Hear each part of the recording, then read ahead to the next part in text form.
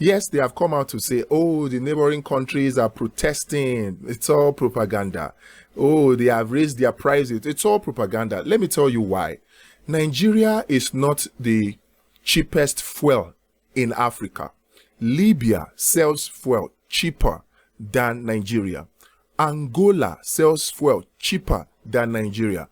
Egypt sells fuel cheaper than Nigeria. Now, if you look at these three countries that I mentioned, you may say they are far away from Nigeria as they are not our direct neighbors. But look, Nigeria is not the first country and is definitely not the only country to sell fuel cheaper than her neighbors. Like I mentioned before, Libya sells fuel cheaper than her neighbors. Egypt sells fuel cheaper than her neighbors. Angola sells fuel cheaper than her neighbors, and all of these three countries sells fuel cheaper than Nigeria. Now, if you go outside of Africa, you have Iran. It sells fuel cheaper than her neighbors. You have Venezuela. In fact, their fuel is so cheap, and it's much cheaper than her neighbors.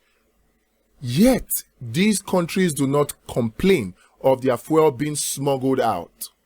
So why should Nigeria's case be different? And by the way, from the analysis that has been done by the governor of Nasarawa State and also by Mrs. Akpani, it becomes very clear that the only persons with capacity to smuggle these goods out are the major oil marketers themselves. So if really smuggling is the problem, increase in the price of petrol is not the solution. It is catching those smugglers and bringing them to justice. That's the solution. In any case, we were supposed to have a solution that we bought. The federal government, the FEC approved, FEC, yes, Federal Executive Council, approved a software worth about 50 billion naira in the administration of Buhari to monitor these tankers so that we can curb smuggling. Where is that software? If it's not active, where is the money? And by the way, I make bold to say that, in fact, there is no smuggling out. It's only an arrangement to make it look like there is smuggling.